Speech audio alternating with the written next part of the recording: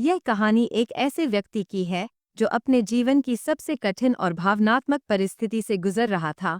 उसकी स्थिति इतनी खराब थी कि हर तरफ से निराशा और बेबसी ने उसे घेर लिया था। एक ओर उसके सपनों का कारोबार पूरी तरह से बर्बाद हो चुका था, तो दूसरी ओर उसके सिर पर कर्ज का भारी बोझ था। हर तरफ से मदद की उम्मीद खत्म हो चुकी थी। लेकिन इसी बीच एक ऐसा प्रस्ताव आया जिसने उसे भीतर तक झकझोर दिया। यह कहानी न केवल उसकी कठिनाइयों का बयान करती है, बल्कि यह भी दिखाती है कि कैसे कभी कभी हालात इंसान को ऐसे फैसले लेने पर मजबूर कर देते हैं जिनकी कल्पना करना भी मुश्किल होता है। मैं एक सामान्य व्यापारी था जिसने अपनी मेहनत और ईमानदारी से कारोबार खड़ा किया था, लेकिन व्यापार में घाटे ने मुझे धीरे धीरे बर्बाद कर दिया। मेरे पास जो पूंजी थी वह भी कर्ज उतारने में खत्म हो गई। कर्ज देने वाले हर रोज दरवाजे पर दस्तक देने लगे थे। उनकी धमकियों से मेरा जीना मुश्किल हो गया था। ऐसे में मेरे एक खास दोस्त ने मेरी मदद करने का प्रस्ताव रखा। वह मेरे परिवार का करीबी था और उसने हमेशा खुद को मेरा शुभचिंतक दिखाया था। पहले तो मुझे लगा कि वह सच में मेरी मदद करना चाहता है, लेकिन जल्द ही उसकी नीयत का पर्दा उठ गया। उसने कहा, मैं तुम्हारे सारे कर्ज चुका दूंगा, लेकिन इसके बदले तुम्हें अपनी पत्नी को एक रात के लिए मेरे साथ भेजना होगा। यह सुनकर मेरा दिल जैसे पत्थर का हो गया। मैं कुछ भी बोलने की स्थिति में नहीं था। उसकी बात ने मेरे आत्मसम्मान को ठेस पहुंचाई थी, लेकिन मैं मजबूर था। मैंने अपनी पत्नी को यह बात बताई और उसने मेरी बेबसी को समझते हुए इस प्रस्ताव को स्वीकार कर लिया। शाम का समय था।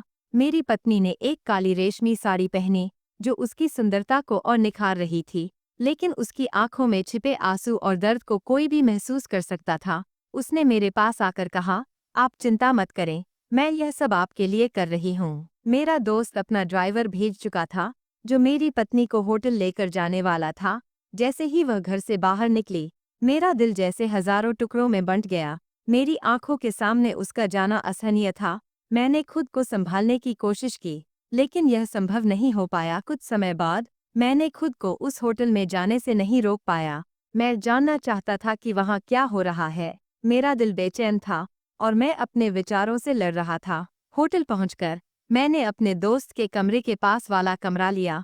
मैंने होटल स्टाफ से कहा कि मुझे उस कमरे के पास रहना है ताकि मैं अपनी पत्नी की सुरक्षा सुनिश्चित कर सकूं। कमरे में पहुंचने के बाद मैं बालकनी में गया और वहां से अपने दोस्त के कमरे में झांका। जो मैंने देखा उसने मुझे स्तब्ध कर दिया। मेरी पत्नी और मेरा दोस्त आपस में बातें कर रहे थे।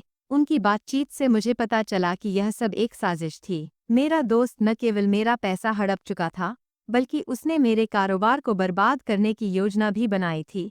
उसने मेरी पत्नी को भी अपने जाल में फंसा लिया था। मेरी पत्नी ने स्वीकार किया कि वह मेरे दोस्त के साथ पहले से ही संबंध में थी। यह सुनकर मेरी आंखों में आंसू आ गए, लेकिन मैंने खुद को संभाला। इस पूरे दृश्य ने मेरी आत्मा को झकझोर कर रख दिया, लेकिन मैंने अपनी भावनाओं पर काबू रखा और सबूत जुटाने का निर्णय किया। मैंने अपनी जेब में रखा मोबाइल निकाला और उनकी बातचीत को रिकॉर्ड करना शुरू किया।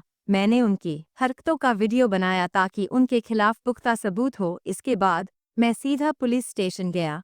वहां मैंने पुलिस को सारी जानकारी दी और सबूत पेश किए। पुलिस ने तुरंत कार्रवाई की और मेरे दोस्त और पत्नी को गिरफ्तार कर लिया। इस पूरी घटना ने मुझे सिखाया कि जीवन में सबसे कठिन समय में भी हमें अपनी नैतिकता और आत्मसम्मान को नहीं खोना चाहिए। मैंने अपना कारोबार, पैसा और रिश्ते खो दिए, लेकिन मैंने अपने आत्मसम्मान और सच्चाई के साथ खड़े रहने का साहस पाया। यह कहानी केवल एक व्यक्ति की नहीं है, बल्कि यह उन सभी के लिए एक सबक है जो जीवन में कभी कठिन परिस्थितियों का सामना करते हैं। चाहे हालात कितने भी मुश्किल क्यों न हो, हमें हमेशा सही रास्ता चुनना चाहिए।